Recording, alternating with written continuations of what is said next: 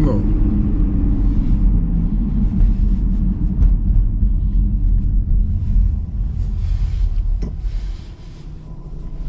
Papi Chulo. Yeah, Papi Chulo.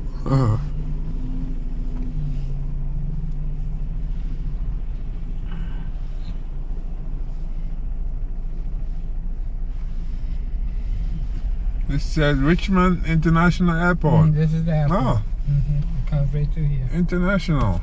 I wonder what flights come in here. From where? It says international. Yeah, it's no big flights come in like the Boeing that I know of. Yeah. It's Delta, your other smaller planes, but like the ones Maryland be flying on, they don't come in, the jumbo jets and all that. I mean, if they come in here, I do see sometimes the military plane. I think it's either it must be the Air Force, where the nose open up. Yeah. You can drive heavy equipment in there. Yeah. I do the see cargo. that come through here sometimes. Yeah. Yeah, and those huge planes. Wow. I mean, huge. Yeah, you gotta have the right runway for that. And I can imagine you put a bulldozer up in something like that, two or three of them at a time. I'm like, what? I remember when I went to the airport, Lufthansa, the German airline, they had planes like that where the nose opens up. Right. And you're driving and you could put the cargo in. Those were the cargo planes. Cargo, yeah. Yeah, not the passenger plane. Yeah. They used to have planes sitting out here on just for like a display. Yeah. They used to be sitting out here. Display. They done moved them out here now. Wow. They used to be sitting up in here on like jets and all. Those are private planes. Those are the small ones. Yeah. And this is all the airport here.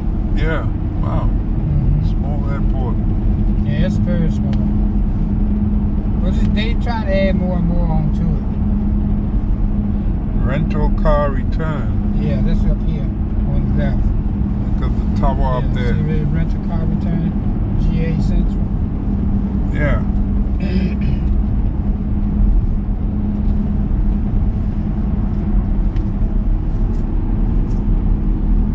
Terminal arrivals. It's over here, the arrivals. Yeah. Oh, that's interesting. And the path by the airport. And these two factories I used to work when I was much younger. When I was much younger, I used to work at these airports. I mean, this factory here was a plastic factory. Oh, over here. This one right here. This is where we made the poly. Like the plastic you put under your house. Yeah. That building over there. That's called Ethel Corporation. I worked there. Yeah. And on this next one, there was an engraving manufacturer. They used to make these big, huge cylinders. Yeah. And the design you see on your tiles and stuff like that. Right. That's what they did. They made the cylinders for that they sell to these companies that print their tile out. Right there. We used to have a lot of factory jobs in the U.S. Even in like Brooklyn. Right. We had a lot of factories and so forth. Yeah, and then they move a lot of stuff overseas to Asia or China. The labor was so cheap. Yeah. But they're gonna bring it back here in America and sell it. Well, that's what Trump promises, that he will bring factory jobs back. He never did. Well, he's still making that promise that he's gonna do that. Yeah, but he never did. Biden been doing a lot of that. You know. Biden I think, you know, like for example, we have a lot of people here in America who, you know, they didn't go to college, they didn't finish higher education, they didn't have a skill. You know, like how you got a skill. Right. So they need like factory jobs. Right. You know. Right. But instead they have nothing. Right. They have nothing, and this is where the crime goes on. Yeah, that's right. Yeah, when you can't find a job. They do it the bad way, most of them. But back then they say it was easy. You walk in the factory, they hire you on the spot. You know, you didn't have to wait. You go and ask about a job. Yeah, we'll take you on. We hire you. Yeah, that's how it used to be. Yeah, they used to make a lot of stuff, make toys. They used to be Nabisco. Oh, Nabisco. Mondelez, whatever you call it. Yeah.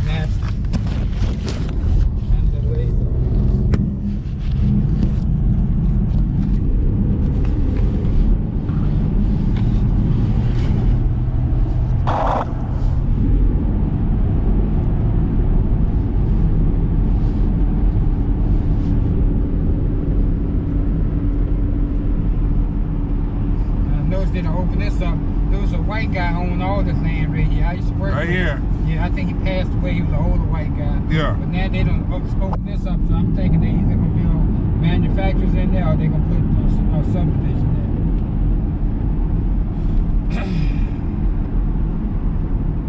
Yeah, it's amazing how some people are able to own so much acres of land there. Right here, that land on that corner, this corner, and I believe either this corner, that corner. This guy owned the land from here all the way back. You can't see it, but it's an old store there. Yeah. He was the head of the Grand Dragon of the Ku Klux Klan. Wow. Yeah. His name is Raymond Adams.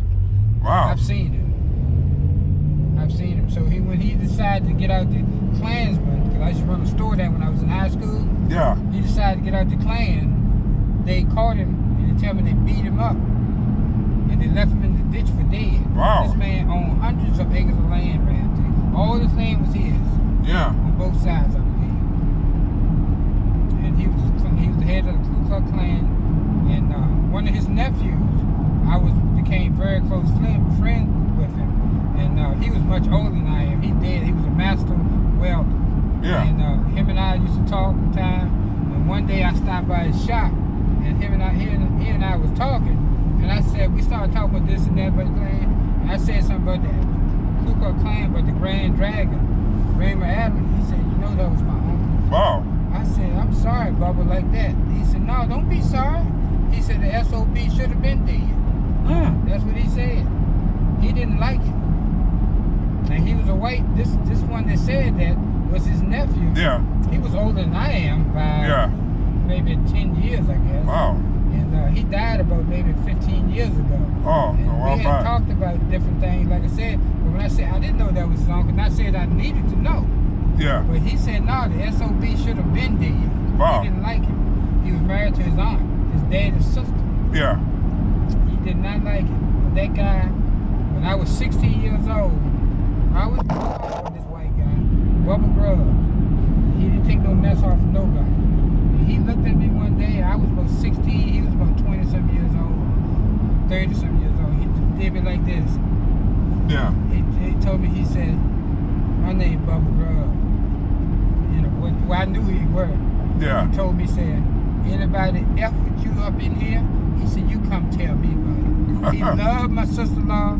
He loved me as who I were. Yeah. Yeah, he was a white guy. He was, and from 16 till the day he died, I could go by his house and he sat up there. He loved to gamble. Oh, he loved gambling. He loved to gamble. Yeah. His sister told me not too long ago, about 2 or 3 months ago. That's a one-lane road there. He passed all the people. And his sister, I saw her at her son's house because her son took her welding after his uncle, her brother. And she was telling me they had dresser drawers with money stacked up in there. And he pulled it out, and she said she would help her sister-in-law because he had passed away.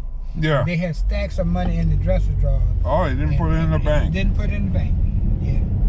And I know that was true when she told me that. Yeah.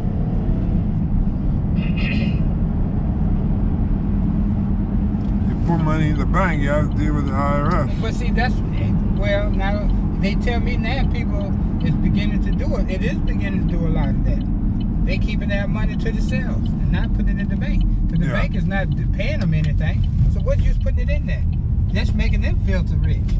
I mean, when they gonna pay you like 2% on 2% interest on your money, you go to get a loan from it, they gonna charge you 8-9%. Who's making the money? Not you. I feel the same way. Take your money and stash it away somewhere. You got $100,000 sitting up in the bank, they gonna pay you $25 on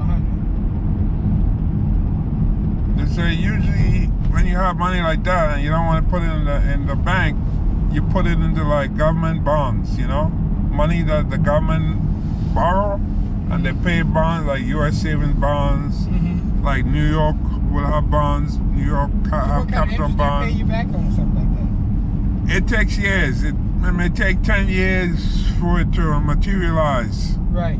But you get a lot more interest than the bank. The but if you have money that instead of like it's sitting in the drawer there, you know, you could put it away in bonds, so that you get more than the bank will pay you. Right. You see, right. but the U.S. government is going to always pay back. You know, when it borrows money, it's not gonna do like Hitler in Germany and say, I'm not paying you back. You know, Right. but it's written in the U.S. Constitution that they have to repay any loans that they take. Right. They have to pay. The United States government must repay their loans. So that's guaranteed there. Yeah. She back already. She run like hell, I'm gonna tell you that. She ran like hell. She don't like the back ways I take. She don't like that.